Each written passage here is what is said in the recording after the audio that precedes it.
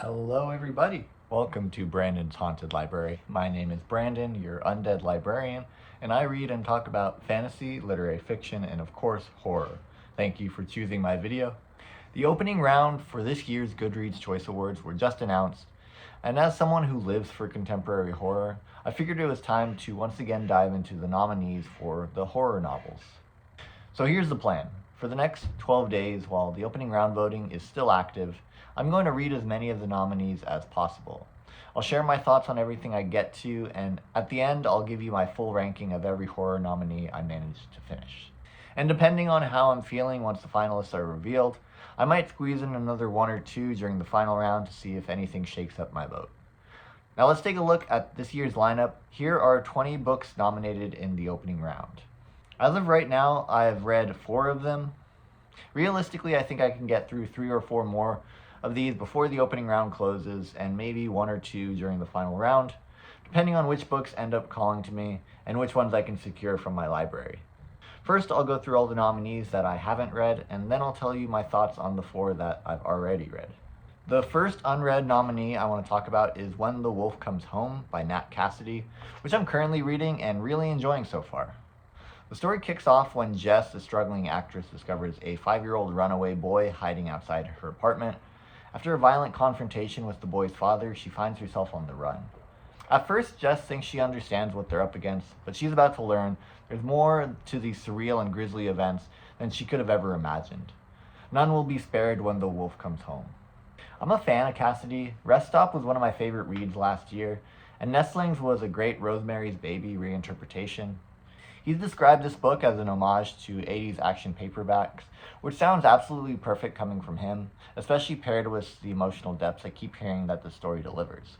I'm really excited to finish this one. The next nominee is Never Flinch by the king of horror, Stephen King himself, the 4th book in his Holly Gibney detective series. I'm a big King fan, though the only Holly novel I've read so far is Holly, the 3rd installment. I've heard great things about The Outsider, which won the Mystery and Thriller Award the year it was published. That said, I know some readers side-eye the fact that the series has since been nominated in the horror category, when it leans more towards a detective thriller. I can't weigh in on this one yet, but for me, Holly was just dark enough that I personally counted it as horror, though I wouldn't call it the best horror of 2023, despite its winning.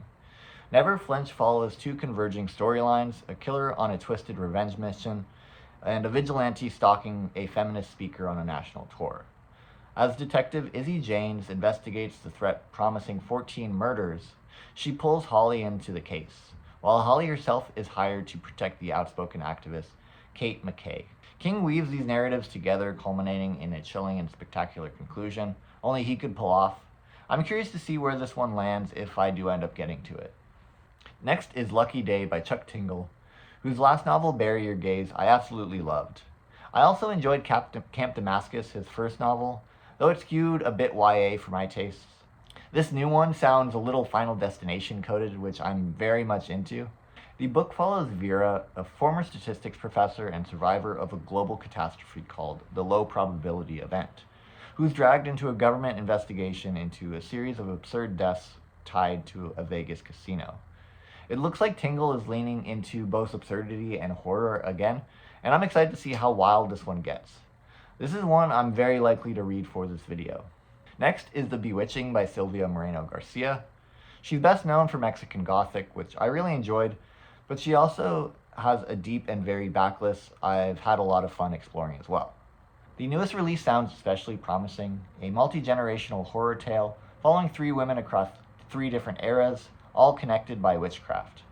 In the 1990s, graduate student Minerva begins researching an obscure horror author and discovers that a mysterious disappearance from the 1930s may have roots in her own great-grandmother's encounter with a witch in the early 1900s. As Minerva digs deeper, it becomes clear the same dark force tying these stories together may now be stalking her. Next is Hungerstone by Kat Dunn, an author I haven't read before, but I've heard a lot of praise for this book from the book community. It's pitched as a seductive sapphic reimagining of the classic vampire tale Carmilla. The story follows Lenore, trapped in a decaying marriage to a powerful steel magnate and haunted by a traumatic secret tied to his last hunting trip. When a mysterious woman named Carmilla arrives after a carriage accident, Lenore feels an intense pull towards her, just as local girls begin falling ill with a bloody, consuming hunger. As Lenore unravels the truth of her home, her past, she discovers darkness that threatens to devour her. Next is Breathe In, Bleed Out by Brian McCulley. I haven't heard a lot of buzz for this one, but I'm still pretty interested, mainly because it sounds like a full-on slasher set in Joshua Tree. The story follows Hannah, who's been barely holding herself together since returning from a wilderness trip where her fiancé died under mysterious circumstances.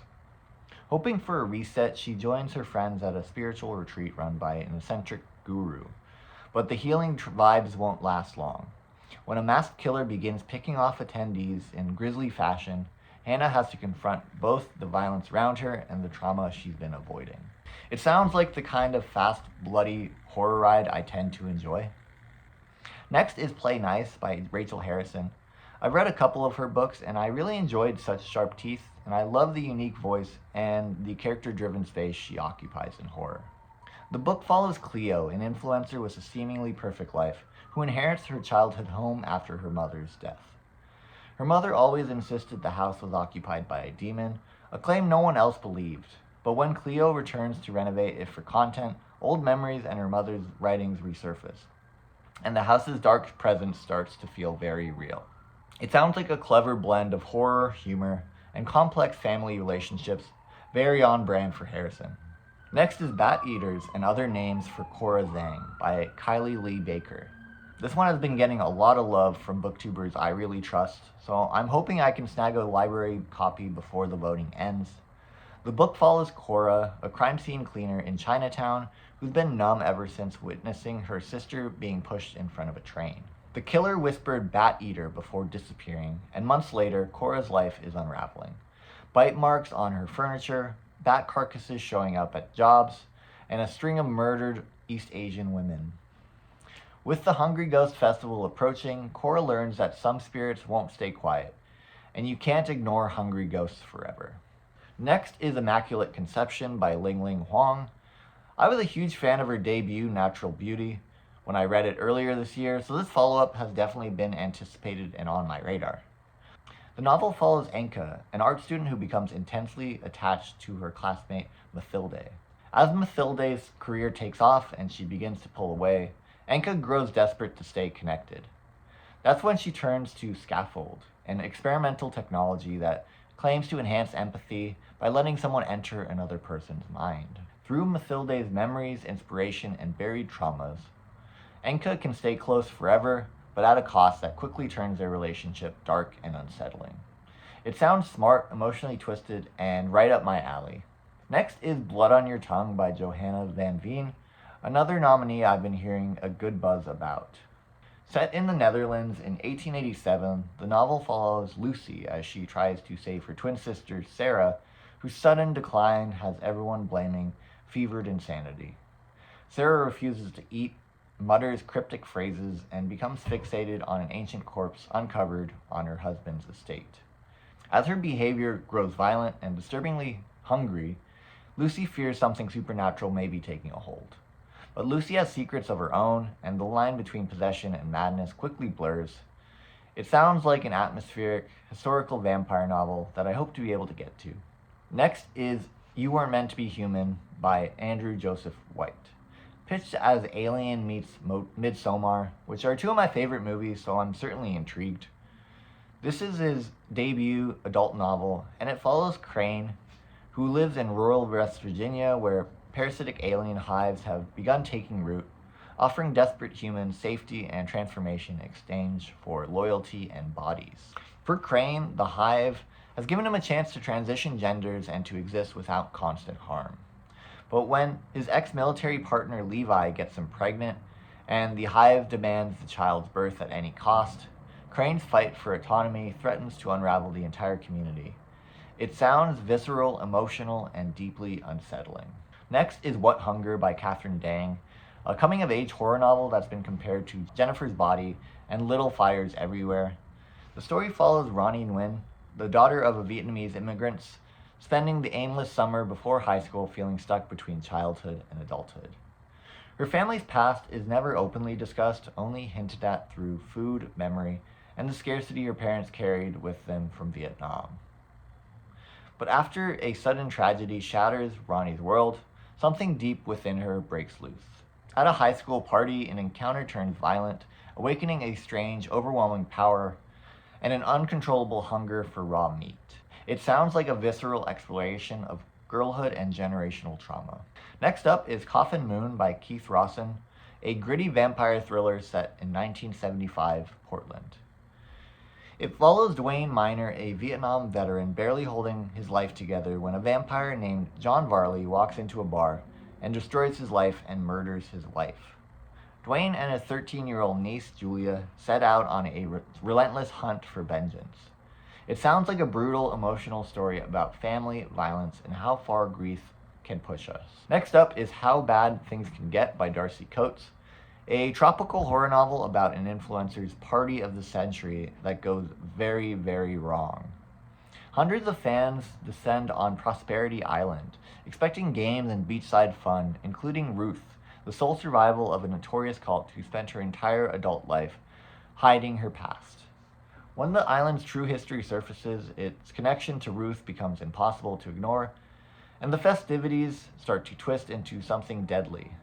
Guests begin to vanish and the games turn deadly. This one sounds like a lot of fun.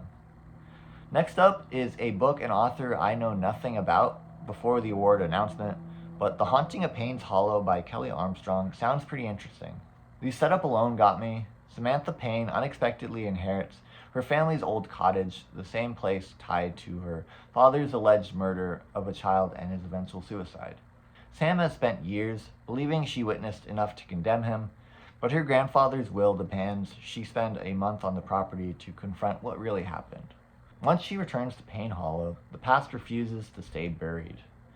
Her aunt vanishes, strange shapes crawl from the lake, and Sam's childhood memories begin to unravel in frightening ways. And last is Mona Awad's return to the surreal nightmare of her cult classic Bunny with its sequel, We Love You, Bunny.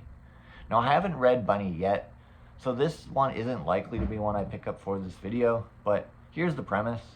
Now a successful author, Samantha Heather Mackey, is kidnapped by the very clique of MFA bunnies she once escaped, all because they are upset at how she portrayed them in her novel. In captivity, Sam and the reader both hear of the bunny's version of events, a fairy tale slasher that explores the wonder and horror of creation itself, not to mention the transformative power of love and friendship. So those are all the nominees that I haven't read yet. So over the next couple of weeks, I'll read a few from this list and decide what to vote for. Like I said, I've already read 4 of the other books nominated, and I already have a pretty good idea of what I'm going to be voting for. The Buffalo Hunter Hunter by Stephen Graham Jones is the book I'm most likely to vote for this year, unless something else absolutely blows me away, because this novel completely floored me. Stephen Graham Jones is one of those modern greats of horror, and one of my favorite authors, and this is an extraordinarily impressive piece of historical fiction centered on a Blackfeet vampire in the American West. At its core is the rarely discussed Marias Massacre of 1870, in which the U.S. Army killed more than 200 Piegan Blackfeet, mostly women and children. Jones uses this atrocity not just as a historical backdrop, but as a catalyst for a story that fuses horror, grief, and generational trauma in a way that feels both epic and deeply intimate. Told in an epistolary format reminiscent of Dracula, the novel opens with S.D. Bucharn in 2012 discovering a century-old diary of her ancestor, Lutheran priest Arthur Bucharn. Most of the book consists of Arthur's 1912 journal entries recounting a series of unsettling encounters in his church with a mysterious Blackfoot man known by many names but most often called Goodstab. Over several weeks, Goodstab confesses his history, a story shaped by shame and trauma. And the less you know going in, the better.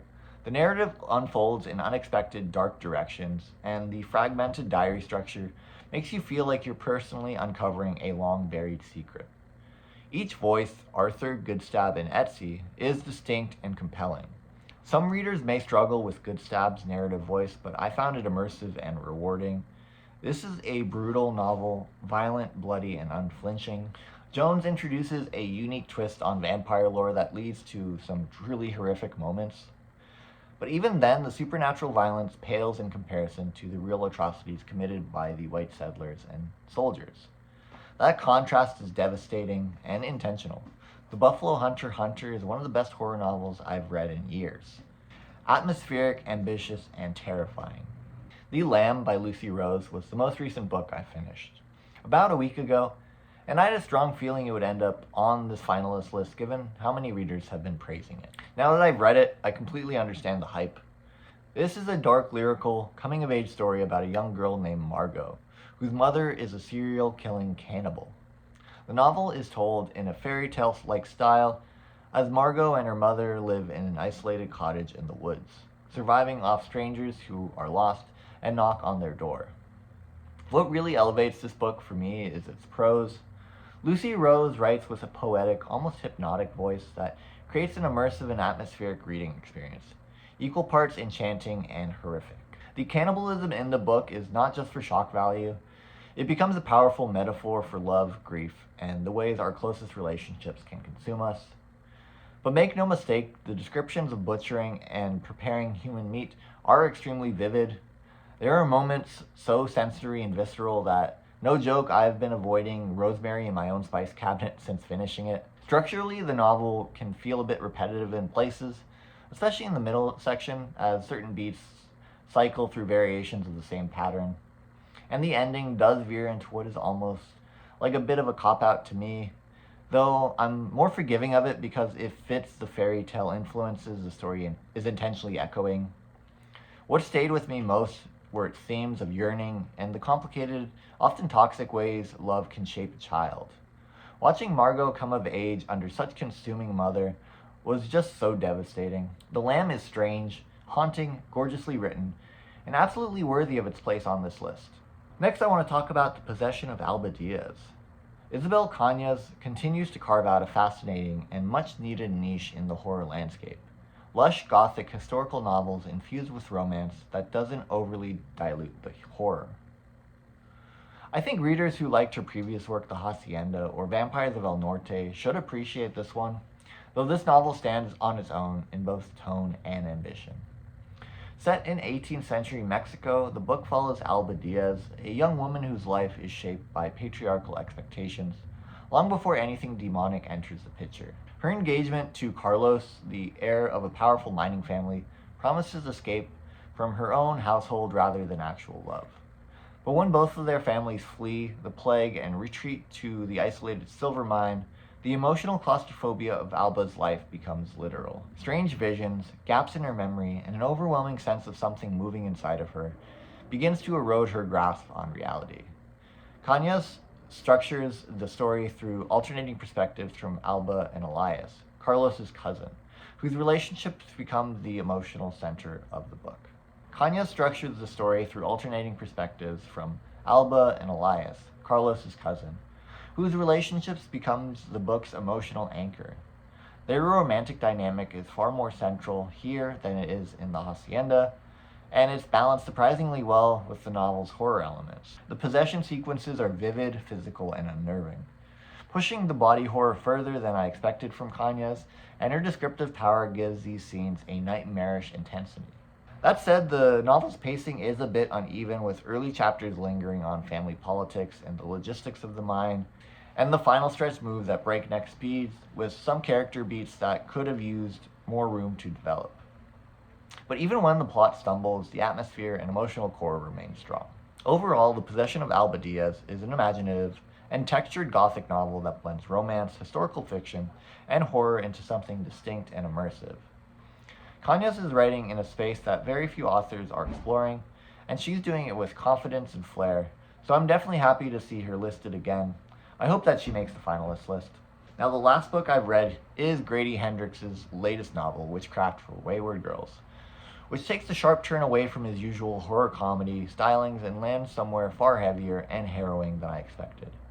Witchcraft for Wayward Girls centers on a 15-year-old girl in the 1970s whose unplanned pregnancies gets her quietly shipped off to the Wellwood House, a home for wayward girls where unwed and often adolescent women would wait out their pregnancies in private and give their children up for adoption. The premise alone is grim, especially considering that these types of homes existed.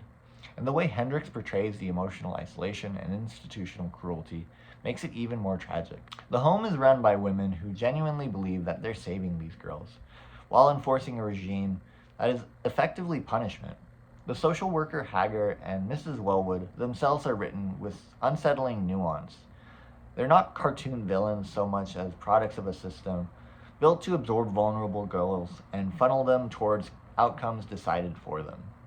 The camaraderie among the residents ends up being the brightest part of an otherwise bleak book. Their banter, fears, and small acts of rebellion makes them so easy to root for. When witchcraft finally does enter the story, it becomes a symbolic escape hatch, an attempt to seize back autonomy in a world designed to strip it away. Hendricks sprinkles in some of his signature humor and sardonic wit, but it never overshadows the book's emotional weight. Even ordinary childbirth scenes are framed with an almost body horror intensity, grounding the novel's darker moments in the physical reality of what these teens endure. If anything holds the book back for me, it's the pacing. The supernatural thread simmers quietly for a long time, but the emotional core is so strong, and the characters so well rendered that the slow build ends up feeling meaningful rather than meandering. It's bleak, it's upsetting, and it's deeply human.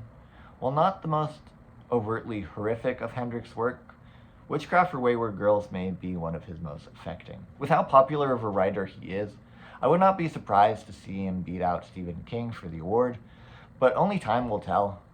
That's everything I've read so far. I'm currently reading When the Wolf Comes Home, and I just secured an audiobook copy for Breathe In, Bleed Out for my work commute. When I finish either of these, I'll share with you my thoughts. Alright everyone, since I've last sat down and hit record, I've completed 3 of the nominees: Breathe In, Bleed Out, Lucky Day, and When the Wolf Comes Home. First round voting closes this weekend, and one of these books is presenting a serious challenge for my vote. Will it steal my vote from Stephen Graham Jones? Well, you'll find out shortly. But first, let's talk about Breathe In, Bleed Out, which, out of the nominees I've read this year, this one has been the least impressive to me so far. This is a slasher novel set in the world of the wellness industry and influencer culture. The story follows Hannah, a woman grieving the death of her partner who attends a healing retreat in Joshua Tree with her influencer friends until things unravel into a violent nightmare. So the setup is great on paper, slasher chaos within the image-obsessed world of influencer culture, with a final girl who's grappling with her own grief and trying to rebuild her life. I actually love slashers as movies. I'll watch even the trashiest ones, but when slashers are translated into novels, I often struggle to keep engaged, and this book fell into that pattern for me. The pacing is fast and movie-like, and there are a few fun kill sequences, but most of the highlights felt like riffs on classic slashers rather than new ideas. There's nothing wrong with homage, but here it sometimes feels like the book was leaning too heavily on genre nostalgia instead of pushing the story into fresh territory. Thematically, the satire of influencer and wellness culture intrigued me going in, and I hoped the novel would use those elements to say something sharper. Instead, the commentary stays pretty surface level. It adds a good backdrop for a few clever moments and kills, but never becomes a meaningful critique that I hoped for. The strongest part of the book is Hannah herself. I thought she was genuinely well written, messy, funny, self-aware, and dealing with grief in a way that felt believable. She brought more depth than the plot sometimes offered. Unfortunately, the ending really undermined the momentum, piling on twists that felt clumsy rather than shocking. Overall, it's not a bad time, just not a standout in this lineup. Next up is Lucky Day by Chuck Tingle. And this one genuinely surprised me, in the best way.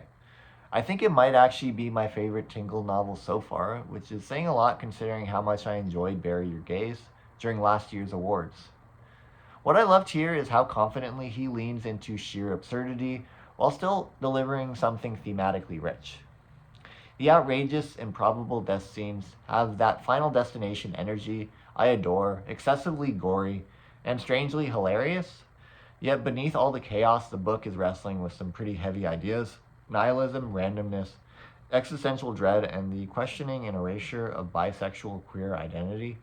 And somehow he manages to tie them all together almost seamlessly. And because Tingle approaches all of this with such self awareness, the tonal whiplash never feels sloppy. It actually becomes part of the fun. The story follows Vera, a former statistics professor and survivor of a global catastrophe known as the low probability event. The disaster has left her emotionally numb and directionless, as it killed her mother after her mother tells her that Vera is not a bisexual because bisexuality isn't real. Years later, Vera is recruited by government agents to help investigate these incidents and their strange connections to a suspiciously lucky casino in Las Vegas. What begins as a mystery about chance and probability spirals into something far more cosmic and unsettling. The second half's plunge into cosmic horror is wild and unexpected, but it somehow fits perfectly within Tingle's zany storytelling style. The execution isn't flawless, the conclusion stumbles just a bit, but the ride is so inventive and so committed to its own weirdness that I honestly didn't mind. This was an incredibly fun, thoughtful, and chaotic reading experience. Next is When the Wolf Comes Home by Nat Cassidy, and honestly, as I was reading it, I could tell that this was special and might end up being the book that steals my vote. I already love Cassidy's writing, but this one absolutely floored me. Not just for its horror elements, but for its emotional depth, its pacing, and its wildly inventive approach to the werewolf narrative. The novel follows Jessa, a struggling actress who crosses paths with a young boy who's on the run from his father, a man who might be something monstrous. What begins as a frantic escape becomes a nightmare involving shape-shifting, generational trauma, and fear. This is a relentless page-turner. Nearly every chapter twists the narrative and subverted my expectations by going in wild and absurd directions, but keeping tension high and often quite scary. The horror is brutal, in fact, the violence shockingly vivid, yet the emotional stakes remain the most gripping part of the experience. The characters are what truly makes the novel shine for me. I ended up loving Jessa and the boy. Both are written with such sincerity and nuance. I'll admit I was a little unsure of Jessa's character's voice in the first couple of chapters, but that worry vanished immediately once the story got into its rhythm. Their dynamic becomes the heart of the novel, grounding even the most absurd or chaotic moments. Cassidy uses the werewolf concept to explore fear, how we inherit it, and how it shapes us, and how it mutates in the space between childhood and adulthood. It reminded me of times of Stephen King's It in the way it showcases childhood terror and adult fears. How this book shows strained father-son relationships is especially powerful too. The son who fears his father and the father who knows he's feared. What really pushed this book over the top for me were the emotional gut punches, particularly the ending, which is cathartic. From all its chase scene adrenaline and creature feature mayhem, it's also a novel about love, trauma, family, and identity. This is a werewolf book like no other, truly one of the best horror novels of the year in my eyes, and a shapeshifter in its own right. It's wild, tense, scary, funny, heartbreaking, and weird all at once. And while it came so close to earning my vote, in the end my top choice still went to The Buffalo Hunter Hunter. I'm currently reading The Bewitching by Silvia Moreno Garcia, and I'll probably be able to read one or more after this before the final round closes. I'll discuss them when I'm finished, and we'll see if any of them earns my final round vote.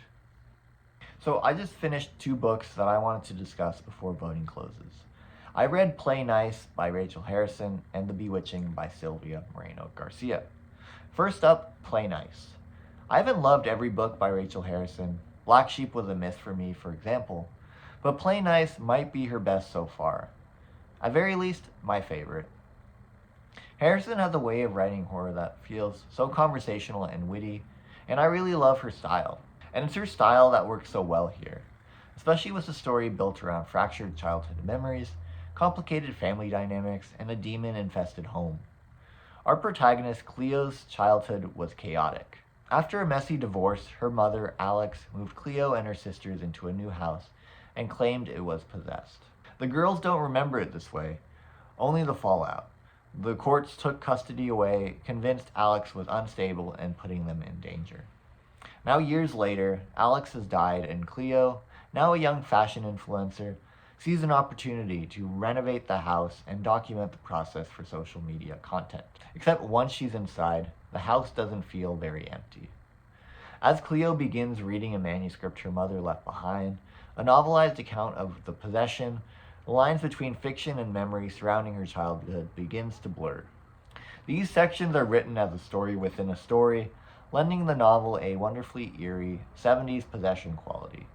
Think The Exorcist or Ed and Lorraine Warren's cases in the Conjuring films. They contain some of my favorite horror moments in the novel, and they slowly shift Cleo's perspective. Maybe her mother wasn't delusional. Maybe something was in the house all along. Like Harrison's other books, this isn't a constant scarefest, but this might be her scariest. The middle is quieter, focusing on sibling dynamics and a budding romance, with horror lightly sprinkled. The horror, when it hits, is sharp, emotional, and ultimately cathartic. The final act is frantic and goes all in. And it worked for me on almost every level. I just wish the ending section was a little bit longer. Both dark and funny, Harrison sticks the landing beautifully with Play Nice. Next up, The Bewitching. I knew I had to pick this up before voting because Silvia Moreno Garcia has become a horror author I trust entirely. And The Bewitching is another reminder why. From the opening chapter, I was struck once again by her confident command of history, folklore, and mood. The narrative takes its time, shifting between setting, perspectives, and year, and at first the constant alternation made it a bit of a struggle to get into, but once I got into it, the book became absolutely gripping, slow-burning, atmospheric, and beautifully written. Once the structure clicked for me, I loved watching how secrets in one story reverberated in another, how superstitions lingered across generations, and how each narrative was touched by witchcraft. The narrative unfolds across 3 timelines, each of which feels distinct but ultimately interconnected through the shadow of witchcraft. The most modern storyline, Minerva's, is in 1990s and was my favorite storyline.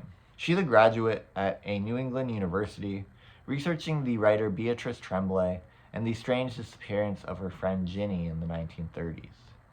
These chapters lean into academia, archives, and literary mystery, and I found them especially compelling.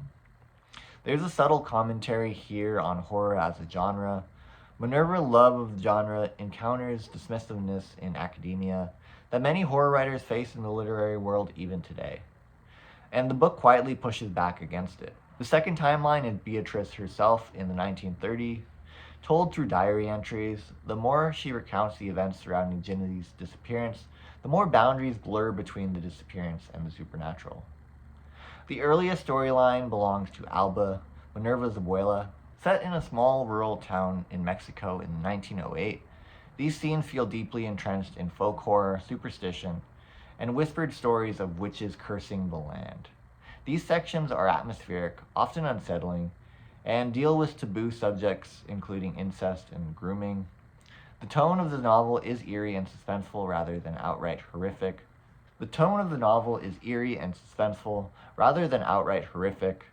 But there are some disturbing and graphic moments. The cumulative effect is haunting. Once the pieces lock together, The Bewitching becomes a beautifully constructed tale. An eerie and elegant novel, meeting the high standards I have for Silvia Moreno Garcia. In the end, I voted for The Buffalo Hunter, but a few days have passed since I recorded those last reviews, and the results are out, so I figured I'd go ahead and record a quick conclusion, going over the winners compared to my favorites. First up, the winners by the Goodreads voters, which I'll show on the screen here, and I gotta say, I'm not mad at it. The winner was Grady Hendrix with Witchcraft for Wayward Girls, which I kind of expected. It's a popularity contest, and he and Stephen King are the most popular authors here, so it makes sense for them to make the top 2 spots, as does seeing Stephen Graham Jones, Silvia Moreno Garcia, and Rachel Harrison in the top 5. They are all incredibly popular and well-known names for fans of the genre. They are not universally loved necessarily by horror fans, but their books this year were largely well received. I love them, so I'm happy to see them rank so high. I'll show my personal ranking in a bit, but while Grady Hendrix' book ranked lower for me, I did still really enjoy it. There was just a lot of nominees I considered stronger. But congratulations to Grady Hendrix. I'm happy to see him win this award for this book. And I'm also happy to see Stephen Graham Jones take the number 3 spot. The Buffalo Hunter was obviously my favorite of them all. I love seeing Lucy Rose make the top 10 as well as a debut novelist, and I was already very interested in reading Bat Eater and Hungerstone, but I'm even more interested now seeing how the voters have voted. Alright, now I'll give you my ranking of my favorite out of the 9 I read. At number 9, I have Breathe In, Bleed Out by Brian McCulley, which ranked 20 according to the voters. At number 8, Witchcraft for Wayward Girls by Grady Hendrix, which obviously won the award. At number 7, The Possession of Alba Diaz by Isabel Cañas, which ranked number 9 according to the voters.